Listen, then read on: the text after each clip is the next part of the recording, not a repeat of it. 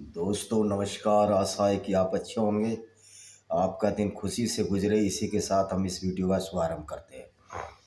दोस्तों एक माननीय हाई कोर्ट के जज हैं श्रीमंत शेखर कुमार यादव। उन्होंने एक बात कही, कोई परिचर्चा चल रही थी, किसी फंक्शन में गए थे, कि जिस तरह सनातन वैदिक धर्म में जो कुरीतियाँ नहीं थी, जो किताबों में नहीं थी लेकिन जो हमने अपना ली गई थी, उन कुरीतियों को अब हमको छोड़ना चाहिए और हम उन कुरीतियों को समाप्त कर चुके हैं। जैसे बाल विवाह था, बाल विवाह, और जिस तरह सती प्रथा थी, इनको हमने परिमार्जित कर लिया, इनको ख़त्म कर दिया है कानून भी द्वारा। तो उन्होंने कहा भारत में यूनिफॉर्म सिविल कोड की बहुत ज़्यादा ज़रूरत है, और जिस तरह सनातन वैदिक धर्म में जो कमियां आई थी, जो गंदगियां आई थी, उनको हमने साफ करने की कोशिश की है। जैसे पर्दा प्रथा तो हमारे यहाँ थी नहीं।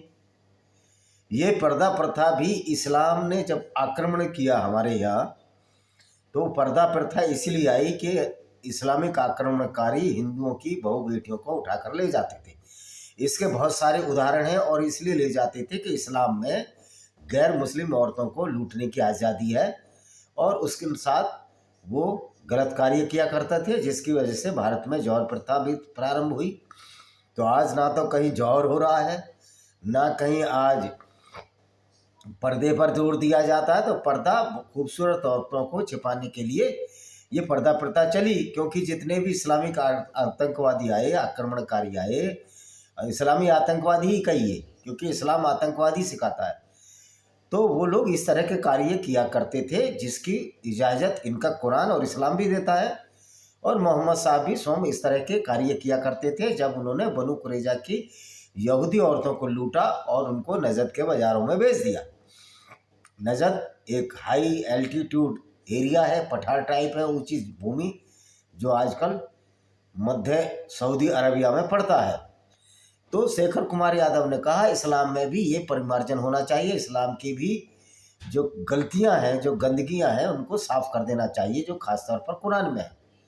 उन्होंने तो कुरान का नाम ही नहीं लिया, हम तो रोज़ कुरान का नाम लेते हैं। तो उन पर एक आदेश चस्पा किया सुप्रीम कोर्ट ने, माननीय सुप्रीम कोर्ट ने, और इलाहाबाद के चीफ जस्टिस से उन्होंने मांगा। तो शेखर कुमार यादव अड़े रहे, कर नहीं, मैंने कुछ भी गलत नहीं कहा, मैंने वही कहा जो कि सही लगा और उचित लगा, और ये सच्चाई है। इस सच्चाई को हम बताते आते हैं। तो शेखर यादव क्या चीफ जस्टिस सुप्रीम कोर्ट को मालूम नहीं है, संजीव खन्ना को, अगर वो गोकी अगर वो पाकिस्तान से माइग्रेट होकर आए होंगे, उनके पुरखे, तो किस तरह माइग्रेट होकर आए, तो सुप्रीम कोर्ट को इस बात का भी जवाब देना पड़ेगा। क्या सच्चाई बोलना गलत बात है?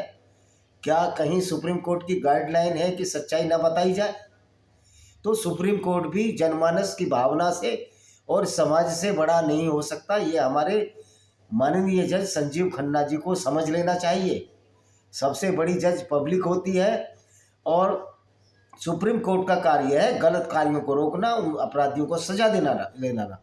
तो सुप्रीम कोर्ट का ये कार्य नहीं है कि जो सही बात बोल रहा है, जो समाज के संशोधन की बात कर रहा है, आप उसके खिलाफ चले जाएं। ये औपनिवेशिक युद्ध की याद दिलाता है, और कुछ नेताओं की, उन नेताओं की, जैसे कि हम हर वीडियो में बोलते हैं कि जिनको इस्लाम की समझ नहीं है, वही हिंदू मुस्लिम भाईचारे की बात करेगा। वरना तो जो समझदार, जो पॉलिटिकल लीडर होगा, कभी भी हिंदू मुस्लिम भाईचारे की बात नहीं कर सकता, बशर्ते उसने कुरान पढ़ी हो। और जब उसने कुरान नहीं पढ़ी होगी तो हिंदू मुस्लिम भाईचारे की बात करेगा। तो ये उसकी अज्ञानता का प्रतीक है, और भारत में ऐसी अज्ञान राजनीतिक नेताओं की भरमार है, जो लोग ये कहते हैं कि ये नेता लड़ाते हैं। पब्लिक में भी ऐसे मैंने कमेंट सुने, वो नेता लड़ाते हैं। यहाँ कोई नेता की बात नहीं हो रही है, यहाँ सिर्फ और सिर्फ कुरान की बात हो रही है, और कुरान की आयतों की बात हो रही है। तो इसमें पॉलिटिक्स कहाँ से आ गई? कुरान का विषय पॉलिटिक्स का तो है ही नहीं।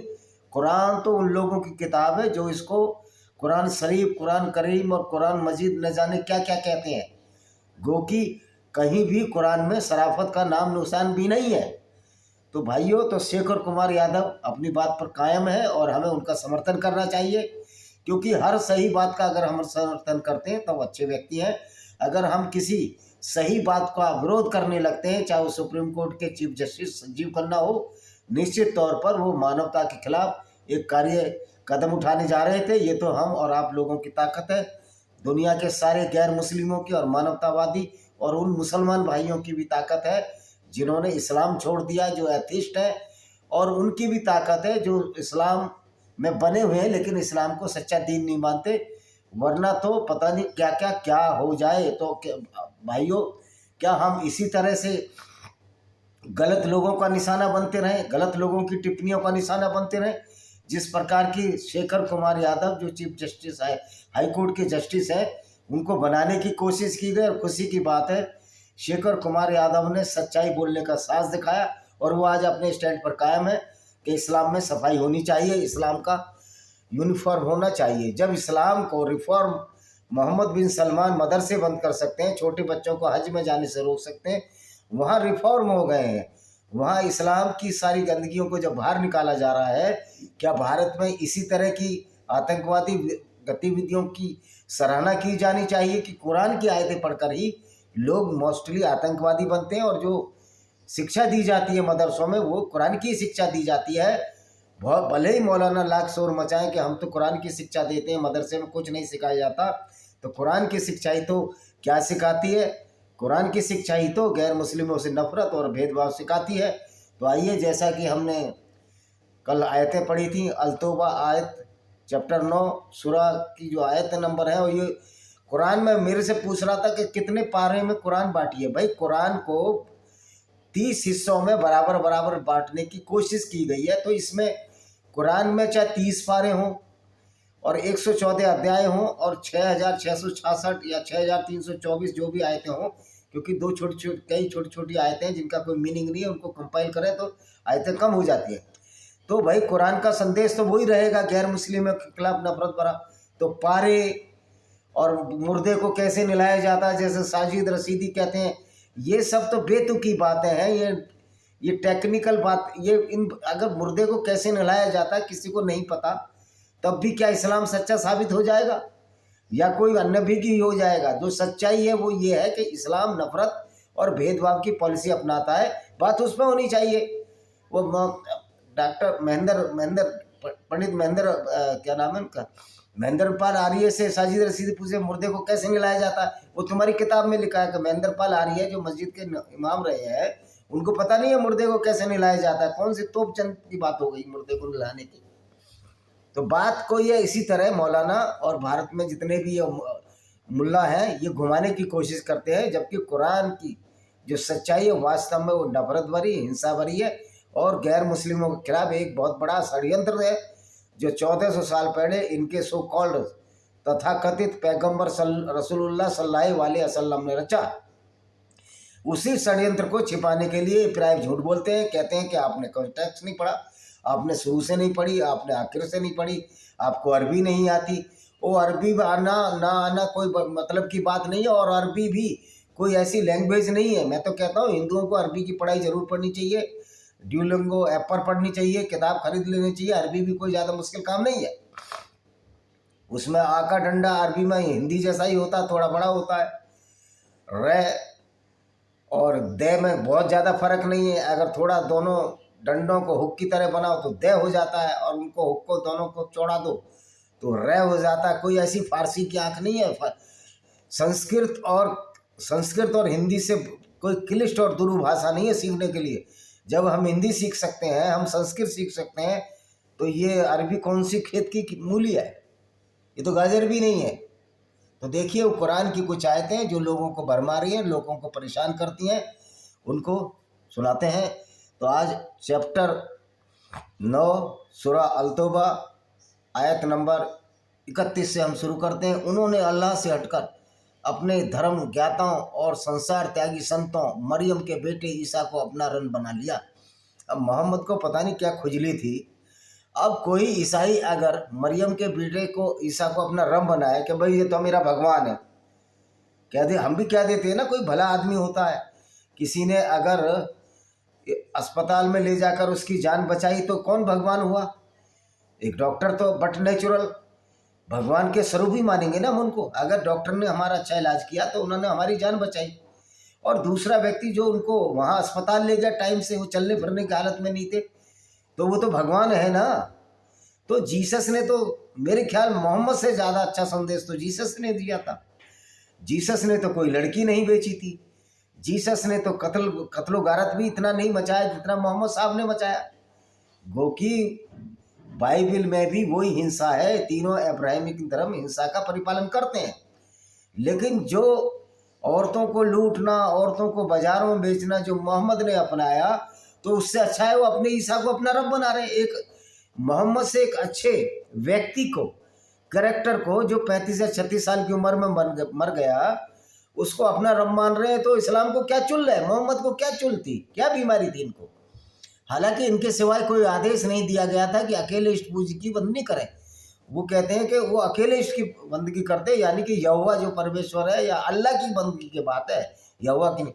तो मैं मौलवियों से पूछना चाहता हूँ कि आपकी खुद की आयतें हैं, बिस्मिल्लाहिर्रहमानिर्रहीम या इल्ला इल्लल्लाह मोहम्मद रसूलुल्लाह, बिस्मिल्लाहिर्रहमानिर्रहीम नहीं, या इल्ला इल्लल्लाह मोहम्मद रसूलुल्लाह।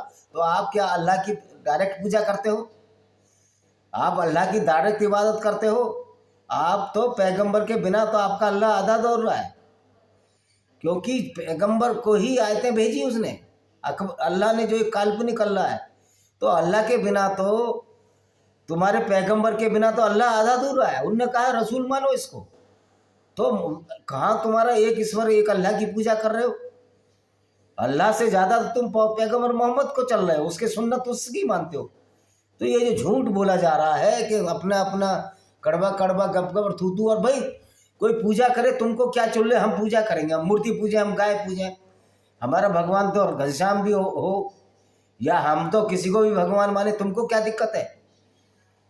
तुम्हारी तरह कुरान को मानकर हम किसी का गले तो नहीं काट रहे। तुम्हारी कुरान की तरह हमारा भगवान ये तो नहीं कहता कि दूसरों के गले काट दो, उनकी औरतों को बाजारों में लूट लो, 20वां हिस्सा पैगंबर को दे दो। तो ऐसे अल्लाह को मानने की व्यवस्था क्यों? हम ऐसे अल्लाह और पैगंबर को क्यों माने जो दुनिया में फसाद फैलाए, पूरी दुनिया में संकट ला दिया इस कुरान की वजह से। इससे अगली है जी, तो झूठ पर झूठ बोलते हैं तो इनकी झूठ की पोल खोलनी पड़ती है। हम क्या करें, मजबूर हो गए हम भी, क्योंकि इनको तो शर्म आती नहीं है, लेकिन हमको थोड़ी समझ आती है। 33वीं आयत क्या कहती है, लव अरबी में बता दो, यरदुनाइन याफ्यून अल्लाह बिया फवाहीम वे बगा अल्लाहु इल्लान युतिमिन्ना नोराहो वाला करिह अल्लाहु फिरुना। वो चाहते हैं कि अल्लाह के प्रकाश को अपने मुंह से बुझा दें, किंतु अल्लाह अपने प्रकाश को पूर्ण में बिना नहीं रहेगा, चाहे इनकार करने वालों को अप्रिय लगे। अल्लाह का कौन सा नूर है यार, मेरी समझ में नहीं आ रहा। जो ऐसी फालतू आयतें भेजता रहा, जिसमें अपनी दत्तक पुत्र की पत्नी से भी शादी कर ली मोहम्मद ने, और ऐसी आयत भेज दी कि अगर वो दत्तक पुत्र है वो तो पुत्र ही नहीं है, जिसको कल तक बहू की तरह मानते रहे, मोहम्मद ने उससे शादी कर ली। मोहम्मद ने मारिया इल्किबतिया नाम की एक रखेल औरत को रखा, और उससे एक बेटा इब्राहिम पैदा हुआ, और उसकी पत्नी ने हफ्सा ने जब उसको जो उमर की बेटी थी पकड़ लिया, तो ये कहने लगे कि किसी को मत बताना। जब बात नहीं बनी तो अल्लाह ने फिर एक आयत भेज दी कि मोहम्मद चाहे जिसको भी हिबा कर सकता, जिसके साथ जो भी कुछ कर सकता। तो ये जो खुली फुल टू फुल छूट दी गई उसमें आपको, और फुल टू फुल डिक्टेटरशिप जो गैर मुस्लिम खिलाफ है, हम क्यों माने अल्लाह को? अल्लाह का प्रकाश क्या, अल्लाह तो खुद ही बुझा हुआ है। अल्लाह ने जो आयतें भेजी उससे तो हम गैर मुस्लिमों का मुंह शर्म से झुक जाता है, आपका क्यों नहीं झुकता? ये आपको समझने और सोचने की जरूरत है, क्योंकि ब्रेन वॉश इसी को कहते हैं। यही है जिन्होंने अपने रसूल को मार्गदर्शन और सत्य धर्म के साथ भेजा, ताकि उसे तमाम दीन पर प्रभावी कर दे, चाहे मुशरिकों को बुरा मिले।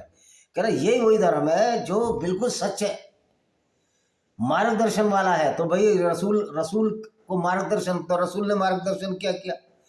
रसूल ने मार्गदर्शन के नाम पर बाजारों में औरतें बेची, काफिले लूटे, 20% हिस्सा अपना आप रख लिया, लड़कियों ढूंढने के लिए तबूक की लड़ाई में गए कि वहाँ बिलौंड नीली आंखों वाली लड़कियां मिलेंगी।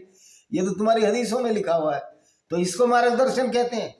अगर लड़ाई को मार्गदर्शन कहें या अज्ञानता की बात बताएं कि धरती जो है स्थिर है, सूर्य उसके चारों तरफ घूमता है और सूरज कीचड़ में छिप जाता, तो ये मार्गदर्शन है। तो अल्लाह में प्रकाश ही कुछ नहीं है, तो बुझाने की जरूरत क्या है? वो तो खुद ही बुझा हुआ है। आपने ट्यूबलाइट पिक्चर देखी है? तो ट्यूबलाइट की तरह बुद्धि हो जाती है हमारे लोगों की जो इस्लाम को पढ़ते हैं और कुरान को मानते हैं।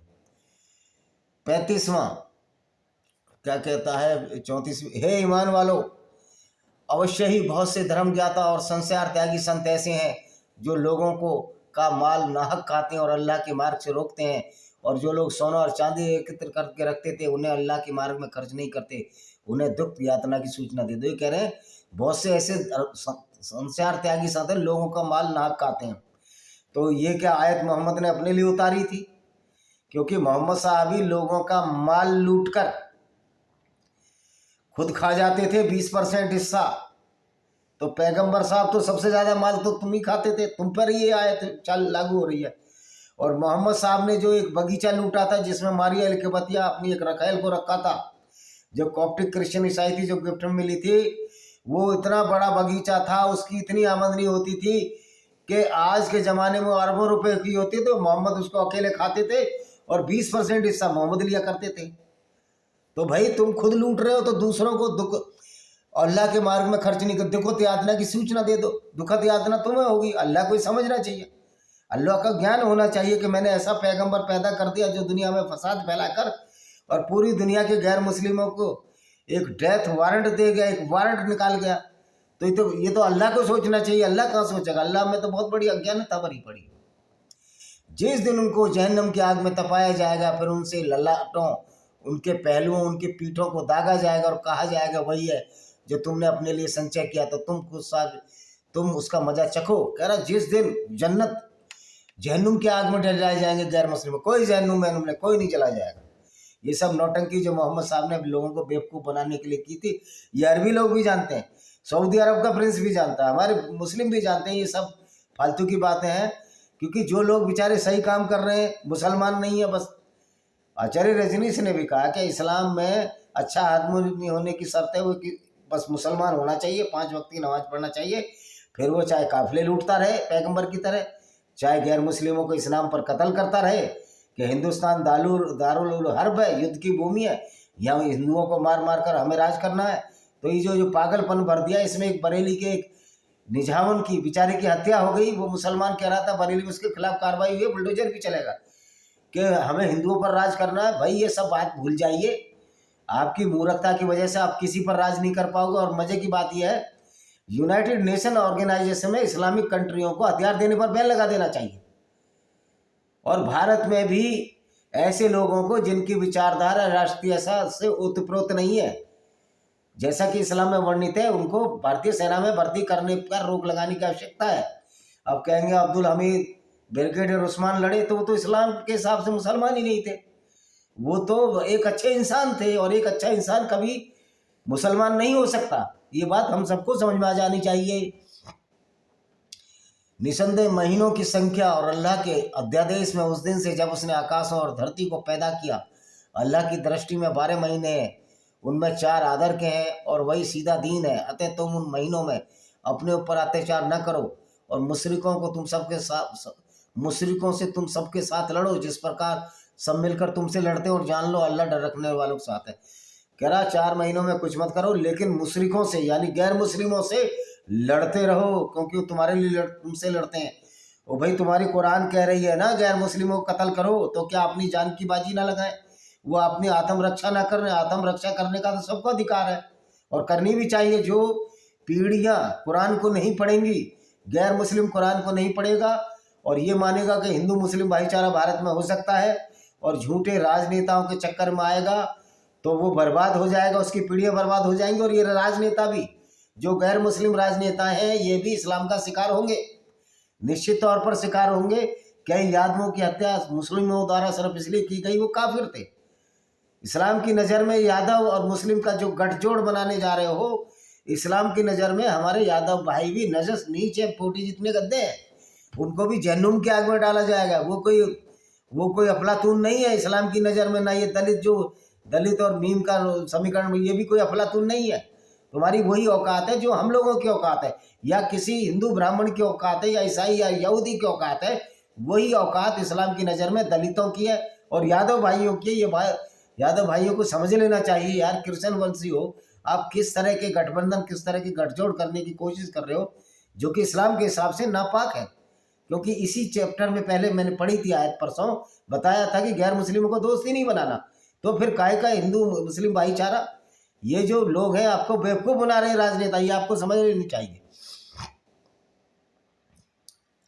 37वें आयत, आदर के महीनों को हटाना तो बस कुफ्र में एक वृद्धि है जिससे इनकार करने वाले गुमराही में पड़ते हैं। किसी वर्ष उसे हलाल ठहरा देते हैं और किसी वर्ष उसको हराम ठहरा देते हैं, ताकि अल्लाह के आदत महीनों की संख्या पूरी कर ले। इस प्रकार अल्लाह के हराम किए वैध ठहरा लेते हैं, उन्हें अपने बुरे कर्म और उसके स्वाने हो गए हैं। अल्लाह इनकार करने वाले लोगों को सीधा मार्ग नहीं दिखाता। कह रहा आदर के महीने, यानी कि यहूदी क्या करते थे, वो बोलते थे हम इन महीनों को नहीं मानते जो मोहम्मद ने चलाए। भाई माने भी क्यों? तो कह रहा वो आदर वैसे भी यार, तुम्हारे यहाँ आदर के क्या महीने हैं? इस्लाम में किसका आदर करते हो आप? औरतों को आदि बुद्धि का बोलते हो आप, गैर मुस्लिमों को तुम नरक की आग में जला रहे हो, और गैर मुस्लिमों की औरतों को लूटकर दासी और रखेल बनाने की प्रथा इस्लाम में है और इस्लाम इसको सही कहता है। तो तुम दूसरों का आदर ही क्या करोगे? और तुम आदर शब्द ही क्या जानो? तुम दूसरों की इज्जत ही क्या जानो? तो तुम आदर की बात करो, ये मुंह से अच्छी बात नहीं लगती। कोई कातिल ये कहे कि कत्ल करना बुरी बात है, तो इससे ज़्यादा मूर्खता कोई हो नहीं सकती। और इस तरह की बातें कुरान में भरी पड़ी हैं। 38वें आयत, हे ईमान वालो तुम्हें क्या हो गया है जब तुमसे कहा जाता है अल्लाह के मार्ग में निकलो, जो तुम धरती पर ढह जाते हो? क्या आखिरत की अपेक्षा सांसारिक जीवन पर राजी हो गए? सांसारिक सुख की सुख सामग्री तो आखिरत के हिसाब से कुछ है। जब मोहम्मद के साथ बहुत समझदार लोग नहीं जाते थे तो मोहम्मद उन पर एक तहमत दर्ज देते थे कि यार तुम लड़ने क्यों नहीं निकलते? क्यों? मोहम्मद को तो चस्का आ रहा था, 20% जो हिस्सा मिल रहा था लूट के माल में, एक बहुत बड़ा बाग लूट के माल में खड़ा कर लिया, जिसमें मारियाल के बतिया रखेल को रखते थे ये अपनी पत्नियों से दूर। तो इनको तो मजा आ रहा था। इसी तरह उसका फायदा आगे वाले आने वाले खलीफाओं ने, अब्बासीद, उस्मान खलीफा, इन्होंने उठाया। इन्होंने भी लूट मचानी शुरू कर दी गैर मुस्लिमों, फिर भारत में भी लूट हुई। तो भाई ये तो लूट आ रही है, तो अब भारत पर लूट मचा के दिखा लो। जब जब काफिरों की सेना मजबूत होगी, इस्लाम की गुंडागर्दी, डिक्टेटरशिप खत्म होगी। और इस डिक्टेटरशिप को खत्म करने की आवश्यकता है और सच बोलने की आवश्यकता है। जो ये बोलता है कि हिंदू मुस्लिम भाईचारा होना चाहिए और कहीं कुरान में ऐसा नहीं लिखा, तो उससे बड़ा झूठा आदमी कोई नहीं है। झूठा, धूर्त या अज्ञानी, तीनों सीढ़ियों में से एक होगा। तो ऐसे झूठे और धूर्त अज्ञानी क्या इस संसार को बचा पाएंगे? कुरान की सच्ची बातों को बताने वाले, उसकी असलियत बताने वाले आपको अच्छा मार्ग प्रशस्त कर रहे हैं, या वो नफरत फैला रहे हैं, या वो लोग जो कहते हैं कि इस्लाम अच्छा है, भाईचारा हो सकता है, आपको गुमराह और झूठ नहीं कर रहे? तो सबसे बड़ा गुमराही तो हमारे गैर मुस्लिम वो करते हैं। ये बात हमको समझ में आनी चाहिए। 39वां आयत, यदि तुम निकलोगे तो वह तुम्हें दुखद यातना देगा और तुम्हारी जगह दूसरे ग्रोह को ले आएगा। तुम उसका कुछ न बिगाड़ सकोगे। अल्लाह हर चीज़ के करे, यदि तुम निकालोगे तो तुम्हें दुख यातना देगा, यदि नहीं निकलोगे और तुम्हें दूसरे गिरोह को ले आएगा। तो अल्लाह तो गिरोहबंदी पैदा ही करता है। अल्लाह तो लुटेरों का इंसान, अच्छे भले इंसान को लुटेरों के गिरोह में तब्दील कर देता है। ये तो आपकी कुरान कहती है। ये आज की आखिरी आयत 40वीं, यदि तुम उनकी सहायता नहीं भी करो तो अल्लाह उसकी सहायता का समय तय कर चुका है। जब इनकार करने वालों ने उन्हें इस स्थिति में निकाला तो केवल दो में का दूसरा था, और जब दोनों गुफा में थे, कह रहा अल्लाह जो है, तुम नहीं भी जाओगे तो अल्लाह इनकार नहीं कर, अल्लाह तो सहायता उसकी कर देगा। तो दो गुफा में थे, जबकि वह अपने साथी से कह रहा था शोका कुल न हो, यानी दुखी मत हो, अवश्य वो अल्लाह हमारे साथ है। फिर अल्लाह ने उस पर अपनी ओर से प्रशांति उतारी और उसकी सहायता ऐसी सेनाओं से की जिन्हें तुम देख न सके। इनकार करने वालों का बोल नीचा कर दिया, अल्लाह ऊंचा रहता। अरे मोहम्मद साहब एक ही बात का इनको चुल थी कि अब जो इन्होंने पहली जंग बदर लूटी, जंग बदर जीती, जिसमें 313 मुसलमान थे, जहाँ तीरंदाजी से जीत गए। 1000 वहाँ यहूदी थे, यहूदी हार गए थे। तो मोहम्मद साहब उसी का उदाहरण देते रहते थे, कहते देखो वो 3000 नहीं, 313 नहीं थे, तुम्हारे साथ 1000 फरिश्ते भी लड़ रहे थे। 1000 फरिश्ते या 3000 फरिश्ते भी तुम्हारे साथ लड़ रहे थे। तो मैं मोहम्मद साहब के वंशजों से पूछना चाहता हूँ, अगर वो जिंदे हैं, मोहम्मद साहब तो है नहीं, तो मुस्लिमों से पूछना चाहता हूँ, जब मोहम्मद साहब के उहद की लड़ाई में 2 दांत तोड़ दिए सामने के, तो मोहम्मद साहब क्यों मुर्दों के बीच में छिप गए? जब अबू सुफियान पूछ रहा था कि फला कहाँ है, फला कहाँ है, तो मोहम्मद क्यों बोल रहे थे कि मत बताओ मत बताओ, क्यों इनको डर लगा? क्योंकि अल्लाह इनके साथ था ना, फिर डर क्यों लगा इनको? फिर भी इनको, इनके साथियों ने देखा, जो चमकती आंखें दिखी, जिंदा आंखें, समझ के मोहम्मद साहब जिंदा, और ये बहुत घायल हो गए। इनके चचेरे भाई को जान से मार दिया गया। अबू हिदाल क्या नाम था, अबू हिंदाल, जो कि अबू सुफियान की पत्नी थी, जिसके काफिले ये लूटते थे मोहम्मद साहब और उसके साथी मिलकर, उसका कलेजा निकाल दिया। तो भाई जब इतनी बुरी स्थिति में ये पैगंबर है, तो मेरी समझ में नहीं आती कि इस्लाम में अध्यात्म कहाँ है? जो पैगंबर कभी अपने दांत तोड़वा दिए, कभी लोगों को मरवा दिया, कभी कत्ल करा दिया, और अपने एक साथी को भी मरवा दिया इस युद्ध में। कह दिया अपना कवच दे दो, डबल कवच से युद्ध करूंगा मैं, क्योंकि उस समय मोहम्मद के पास तक लोग पहुंच गए थे। मोहम्मद लड़ते तो थे नहीं, दूर रहते थे। तो भाई वो कवच ले लिया और ये कह दिया कि तुम अल्लाह पैगंबर को अपना कवच नहीं दे सकते, और उस आदमी ने कवच दे दो, बेचारा मारा भी गया। तो मोहम्मद में जो स्वार्थ परता जो भरी थी, वही स्वार्थ और खुदगर्जी हमारे मुस्लिम भाइयों में दिखाई देती है। उनको किसी से कोई मतलब नहीं है, उनको मंदिर तोड़कर मस्जिदें बनानी है, अल्लाह के घर बनाने, पूरी धरती अल्लाह की। एक ऐसा गलत संदेश पैगंबर मोहम्मद दे गए, जिसकी वजह से आज पूरी दुनिया में हिंसा और आग फैल रही है। और ये कुरान ही मदरसों में पढ़ाई जाती है, तो मदरसे सबसे बड़े आतंकवादियों का केंद्र है। तो सही बोलता है वो। हैदराबाद का क्या, मुझे नाम लेने में भी उस आदमी का बड़ी मतलब अच्छा नहीं लगता उसका मुंह से नाम लेना। हैदराबाद का सांसद बोलता है कि ये तो किले हैं हमारे इस्लाम के। हाँ तो किले तो हैं ही, किले से ही तो तुम गैर मुस्लिमों के खिलाफ गुंडागर्दी करते हो। कुरान की उन आयतों को पढ़कर, जो कुरान की आयतें तुमको इंसान से हैवान बना देती हैं, उन्हीं को तो तुम अपना आदर्श मानते हो, अपने पैगंबर को तो आदर्श मानते हो, जो कि काफिले लूटते थे और दूसरों से भी लूट का हिस्सा ले लेते थे 20%, और गैर मुस्लिमों का कत्ल करने और जहन्नुम और जन्नत क्या क्या झूठी बकवास किया करते थे। आडंबर फैलाया, इतना बड़ा आडंबर फैलाया, और उस आडंबर को फैलाने का सबसे बड़ा नुकसान इस दुनिया की मानवता को हुआ। मानवता शर्मसार हो गई, और चूंकि मानवता शर्मसार हो गई, इसलिए कितना बड़ी तोहमत है गैर मुस्लिमों पर कि वो मुसलमान नहीं है, इसलिए उसको कत्ल कर दिया जाए, और वो जहन्नुम में और जन्नत में जाएगा। तुम्हारे पास ना कोई जहन्नुम है ना कोई जन्नत है। ये जो झूठ का तुम्हारा ढोल है वो फट चुका है। क्या वो कहते हैं ना, अरे कालिया का हो गया डिब्बा गोल, कालिया का फट गया ढोल। तुम्हारा ये झूठ का ढोल है, फट चुका है, तो तुम्हारा डब्बा गोल हो चुका है। तो मैं तो ये कहता हूँ कि हमारे मुस्लिम भाई इंसानियत की शरण में आए, कुरान को त्यागें, इस जहर को अंदर से निकालें और इस अज्ञानता को निकालें जो कि कुरान तुमको सिखा रही है। इसी के साथ मेरी एक किताब है, आप जरूर पढ़िएगा उसको, ब्लैक डॉट्स ऑफ टेररिज्म। कितने इस्लामिक संगठन हैं जो आतंकवाद कर रहे हैं, वो सब उन कुरान की आयतों को पढ़ पढ़कर जो मदरसों में शिक्षा दी जा रही है उसी की वजह से। तो black dots of terrorism by Vijay Kumar Pal पढ़िए, आपको वास्तव में समझ में आ जाएगा। हमने खुल बताया कुरान की आयतों में। वहाँ ना कोई हेट स्पीच की स्ट्राइक है, वो किताब बिक रही है। और जो कहता है अगर किताब खराब है तो जाइए सुप्रीम कोर्ट, हम वहाँ खुद बहस कर लेंगे, हमको वकील रखने की जरूरत नहीं है। इसी के साथ इस वीडियो को हम विराम देते हैं। वंदे मातरम, जय हिंद, आपका दिन शुभ हो।